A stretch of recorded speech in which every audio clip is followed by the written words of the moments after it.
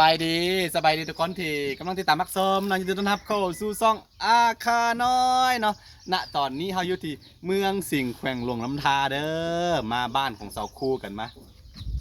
คือถ้าผู้ใดเคยเบิ่งคลิปเก่าๆของสาวคู่เนาะครั้งแรกเลยที่เฮามาปรับดินมาดุดดินเนาะเอาได้ถ่ายคลิปให้ทุกคนได้เบิ่ง 3 เดือนที่แล้ว2 เดือนสองเดือนปลายที่แล้วเนาะเอานาพับดินเอารถอันนั้นเอารถดุดมาดูดทิ่มแล้วก็ตอนนี้นี่เป็นหุบเป็นหางขึ้นมาแล้วนี่คือบ้านไม้ของเสาคูเด้อเดี๋ยวสิให้ทุกคนไปเบิ่งกันว่าเป็นจังไดเนาะสไตล์โมเดิร์นนะรู้แล้วและเนี่ยโย อะไรมันก็บอกว่าภาษางัวหูเรื่อง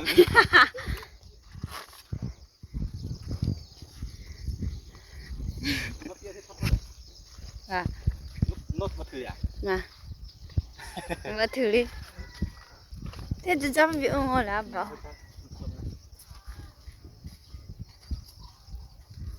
นี่เสาคูเห็นป่ะเอาเบิ้งจักทรงอันนี้นี่นี่คือมาทางนี้เสาคูเห็นป่ะทุกคนคือบูฮู้ว่าเสียงของมันจะเป็นตั้งแต่เพราะว่าเขาบ่ได้ใช้ไม้เนาะนี่เห็นอันนั้นเนาะเป็นสไตล์โมเดิร์นเนอะโมเดิร์น3 สเต็ปนะทุกคนนี่แบบอันนี้เนาะเห็นป่ะ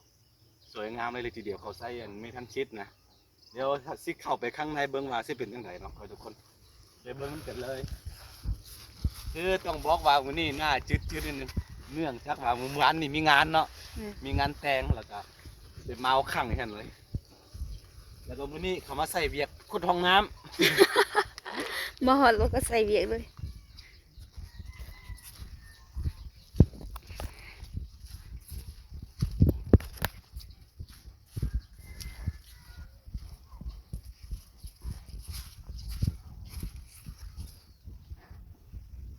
ประมาณนี้ทุกคน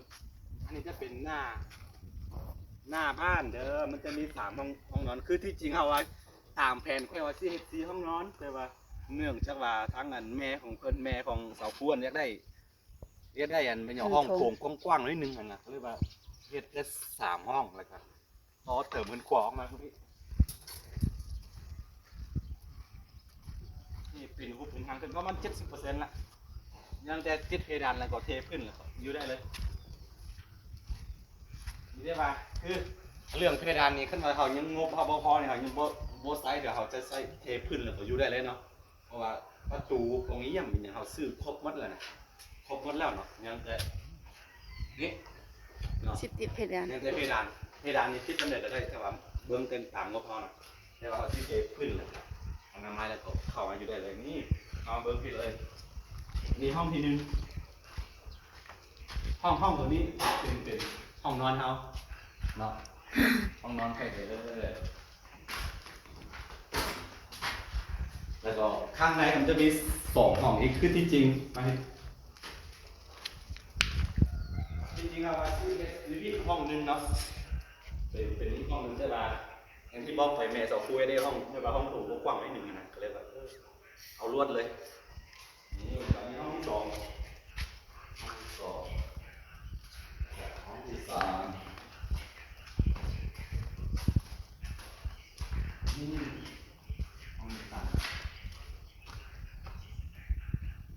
คือต้องบอกว่าพวกปองเยี่ยมเป็นอย่างพวกประตูเป็นอย่างเขาซื้อมาครบแล้วมันมีแต่ว่าเขารอท่าใส่รอท่าคือฟังนี่ยังบ่ทันได้โบกเลยอาจจะเป็นย้อนกับอันนั้นมีปูนเนาะมีปูนฝาไว้แล้วแต่ยังบ่ได้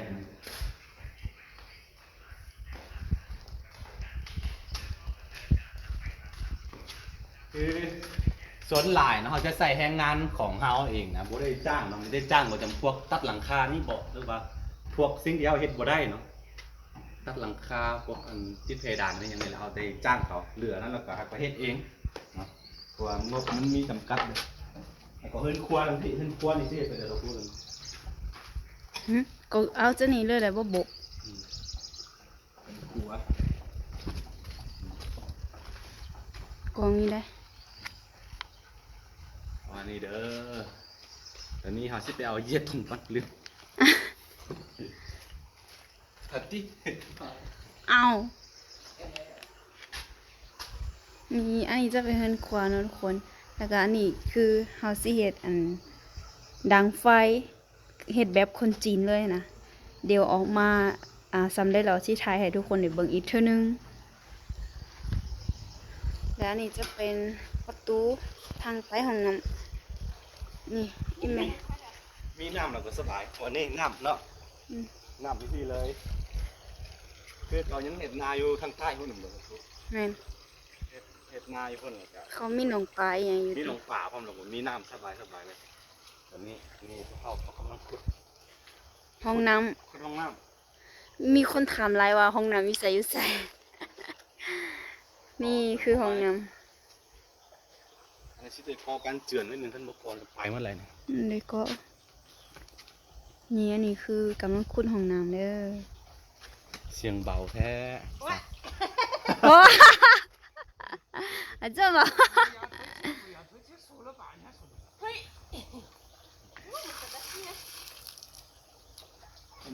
ทำอย่างนี้เนื้อหมด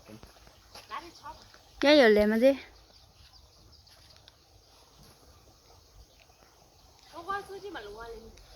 嗯，这个啦，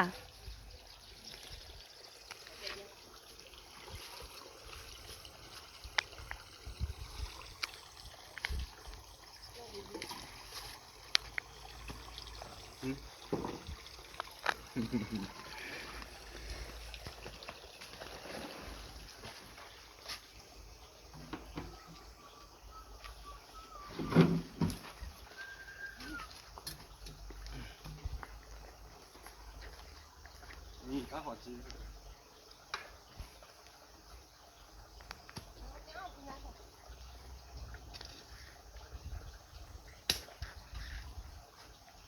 กินขนมแป๊บนึงคือคนตอนนี้เราไปใส่มาสักครู่ ไปเบิ่งเฮือน แล้วก็ ไปขุดห้องน้ ขุดห้องน้ำเนาะขุดห้องน้ำเพื่อแตกแล้วแล้วก็ตอนนี้เราพักผ่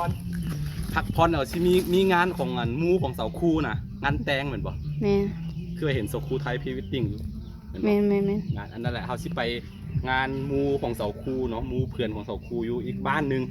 ค่อนข้างไกลจากนี้ประมาณจักกิโลเสาคู ประมาณหา ประมาณ หก 5 กิโล เอาสิไปงานแต่งเด้อที่ว่าเพื่อนใกล้ๆสิแล้วเดี๋ยวเร็วเพื่อนแล้วก็เอาก็สิหนีแล้วเนาะเสาคูเนาะ นี่ละนี่ไปเมืองละนี่อันนี้จะเป็นเพื่อนเก่าเสาคูคือถ้าเคยจำได้เนาะประมาณ2 ปีที่แล้วตอนมาแรกๆเนาะตอนค่อยมาแรกๆนะอยู่ที่เลยแม่นบ่เสาคู แม่น ชื่อได้เลยจืนไข่ให้กิน บ่มีหยังกินแล้วก็จืนไข่กับแกงผัก จืนไข่แล้วก็แกงผักกินนี่ครั้งแรกเลย แล้วก็เห็นเสาคูเกลือไก่พร้อมเกลือเป็ดเนาะ อืม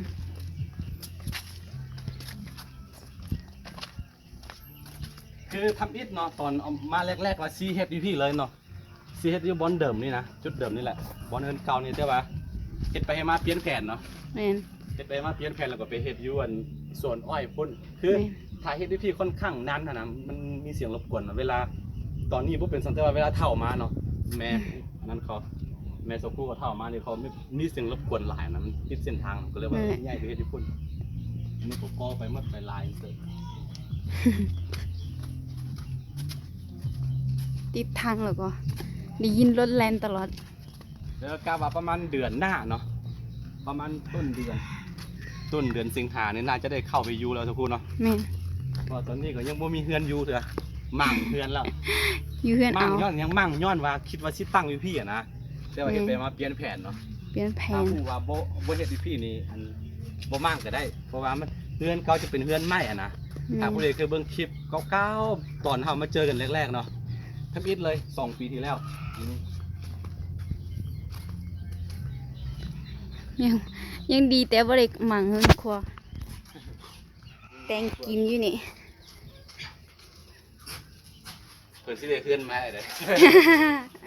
เฮือนสองคู่แล้วก็เขาก็ไปเฮ็ดท้องเฮือนเฮาเพราะว่าเฮือนข่อยทำอิฐนี่เฮือนข่อยเกี่ยมก่อนแล้วมันแม่นบ่ แม่ แต่ยัง น บ่ได้เฮ็ดอิหยังแท้แล้วหลังนี่แหละก็เอาไปรออีกคนประมาณไทยเดือน12คือที่จริงว่าปีตามแผนของข่อยว่าโตเฮือนอยู่พุ่นน่ะนะตามแผนว่าสิให้มันแล้วปีนี้ ตอนเดือน8ปีนี้ได้แต่ว่าเนื่องจากว่าเฮาคิดไปคิดมานี่โตเฮือนอันนั้นมีแต่ลุดกับลุดบ่มีหยังสิได้กำไรอันนั้นก็เลยว่าเฮาไปลงทุนเฮ็ดอันอื่นเนาะซื้อ ซื้อดินซื้อดอนซื้อไม่ยังเฮ็ดลงทุนเฮ็ดมันอยู่มันยากไปก่อนเนาะเพราะว่าเฮือนนี่เขาก็มีเฮือนเก่าอยู่แล้วนะอยู่หันก็ได้เนาะแต่ว่าปีสิมานี่เนาะประมาณเดือน12ตัวเดือน12ปีนี้แหละเนาะประมาณไทยปีเริ่มเฮ็ดเริ่มลงเฮ็ดแต่ว่าตอนนี้ปีนี้นี่โอ้งบบ่มีเนาะเพราะว่าเฮาหมดไปหลายเฮ็ดซื้อดินซื้อดอนเลยเฮาคือย่านเป็นห่วงอนาคตบ่ฮู้ว่ามันแปลว่าเฮาสิในวันที่เฮาเฒ่าไปมาเฒ่าแก่มาเฮาสิมีปัญญาหาซื้อดินซื้อดอนมันยังได้บ่นะเพราะว่าดินแต่ละปีมันนับมือนับแพงขึ้นเนาะแล้วก็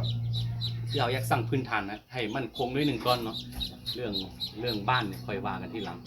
ก็กล้าว่าเนี่ยเดี๋ยวก็ประมาณไทยเดือนปีนี้ต้องเฮ็ดแล้วเนาะ ต้องเริ่ม ต้องเริ่มแล้วเพราะว่าเขาป้าโดนแล้วป้า2 ปีแล้วเนาะ แม่น ทอกเสาทอกมันแล้วมันแล้วไม่ได้ตักหลังคาก่อนได้เนาะประมาณไทยปีจะรุ่นไปน้ำกันทุกคนเนาะตอนนี้ก็ของเสาคู่ให้มันแล้วก่อนของอันพ่อแม่เนาะ แม่น พ่อแม่เสาคู่ว่าบ่มีเฮือนอยู่เด้เฮือนบ่มั่งเลยเนาะ แม่นบ่มีเงินอยู่ อันนี้ก็เป็นการมาอัปเดตเนาะเอามือแรกๆเขามาเห็นนี่แหละเห็นเฮือนเก่านี่เดี๋ยวนี้มั่งไปแล้ว เรือเต็มใหม่ เดี๋ยวได้ใหม่แล้วก็ตัววันเฮือนใหม่หันก็เขาไปมือไปรุดเอาของไทยให้ทุกคนได้เบิ่งกันอยู่เนาะ แม่น ไปเบิ่งของซองอาคายามิได้นะอันนี้คือเป็นกันมาอัปเดตบ้านของเสาคูอีกเทื่อหนึงเอาอย่าเบิ่งรายละเอียดก็ไปเบิ่งบ้านของอันทั้งซองของเสาคูเนาะ แม่นถ่าย มัน ไว้ จะเป็นคือมันจะแปลกหูแปลกตาหน่อยหนึงเพราะว่าอยู่บ้านนอกบ้านนาเป็นสไตล์โมเดิร์นนี่บ่ค่อยได้เห็นนะ แม่นเขางงกันหมดเลย ขาบอกว่าเฮ็ดเรือนสไตล์ได้ว่าเขาบ่งงเลยเด้แต่ว่าอันนี้คือมันแบบว่าสไตล์วัยรุ่นนะทุกคนเนาะโมเดิร์นกำลังมาแฮงเนาะโอเคฝากไว้ทุกคน